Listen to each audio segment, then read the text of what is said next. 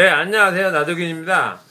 이번에 이제 소개해드릴 사연은 무슨 족저근막염도 처음에 시작이 됐는데 몇 년 아프다 보니까 저절로 낫겠지 그랬더니 낫지 않아서 이제 병원에 다니다가 보니까 조조강직, 모닝 스티프니스, 아침에 뻣뻣해지는 거 그게 나타나서 류마티스인가? 검사해봤더니 아니더라.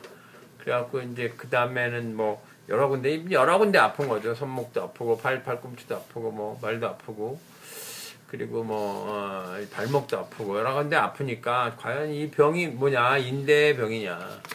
근데 이제 인대의 염증이냐 하는 거, 인대 염증은 맞습니다. 인대 염증인데 예를 들면 대부분의 통증은 그런 인대를 이루고 있는 조직인지 섬유조직인데 섬유조직에 생깁니다. 그러니까 예를 들면 폐가 다 썩어도 폐 실질에 있는 병은 안 아파요. 폐 껍질, 폐를 짜고 있는 껍질이 섬유조직으로 되어 있는 건데 그것이 늘어나거나 거기에 병이 있을 때 아픈 거고요. 콩팥도 콩팥이 늘어날 때 아픈 거지. 껍질에 신경이 있어서 아픈 거지. 콩팥이 다 썩는다고 아픈 게 아닙니다. 그러니까 인대나 근막이나 이런 데 다 그런 막은 전부 다 섬유로 되어 있기 때문에 그런 데 통증이 있다는 뜻이기 때문에 그게 과연 병명이냐. 근데 조금 의미가 없는 거지. 그런 병명을 알아봐야.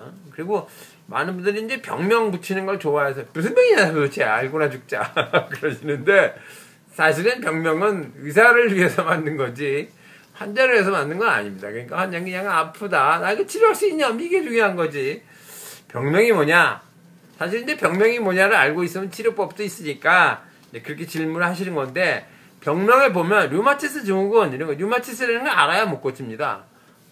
무슨 증후군자가 붙은 건 다 잘 모르는 겁니다. 어떤 증상을 나타내는 사람들이 있는데 그걸 다 봤는데 잘 몰라. 그런데 그런 사람이 있어. 그러니까 그걸 모아서 증후군이라고 그러죠. 베체트라는 사람이 이러이러한 환자들이 있다. 그래서 베체트 증후군, 쇼그렌 증후군, 무슨 그런 증후군들이 다 있는 거죠. 그러니까 증후군자가 붙은 거는 일단 그쪽 방향으로 못 고치는 거야. 다른 방향으로 고치시는 게 좋다. 이렇게 생각 말씀을 드리고요. 예를 들면 그런 것들이 이런 겁니다. 제 어머니가 제가 그 의과대학을 나오고 병원 의사가 되자마자 저한테 이제 말씀하신 것 중에 내가 무릎이 시리니까 시린 무릎을 고쳐다오 그러셔갖고 제가 그랬습니다. 어머니, 무릎이 시린 것은 현대의학적으로 없습니다. 당당하게 말했죠. 근데 무릎이 시린 사람은 앞에 있는데 무릎이 시린 것은 없는 거야 의학적으로. 그러니까 황당하죠. 내가 말씀을 드리면서 왜 사람이 자기가 말하면 자기가 틀렸다는 걸 느낄 때가 있잖아요.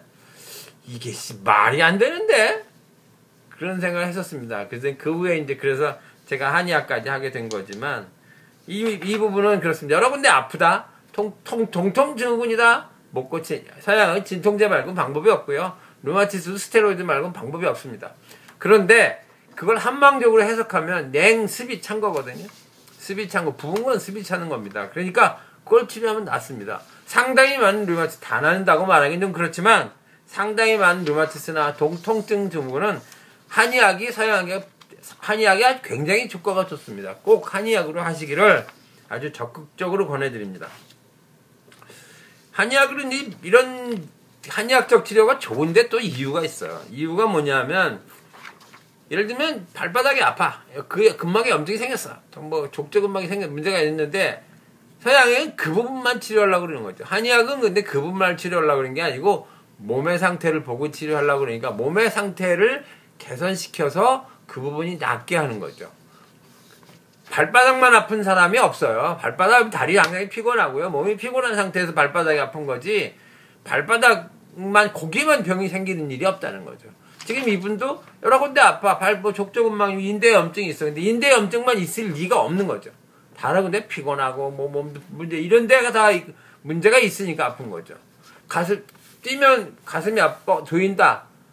가슴만 조일 리가 없다는 거지. 소화도 잘 안 되고 위쪽으로 올라서 머리도 아프고 여기도 아프고 그런 게 같이 동반되어 있는 거죠. 그러니까 그런 거를 보면서 한의학은 같이 치료를 해야 치료할 수 있다. 그 말할 수 있는 거죠.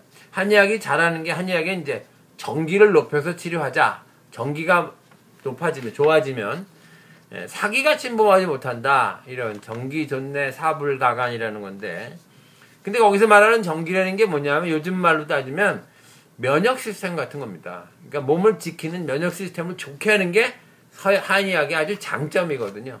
그러니까 면역계통에 생긴 병, 오래가는 병, 만성병 이런 병들은 한의학이 아주 치료에 장점이 있습니다.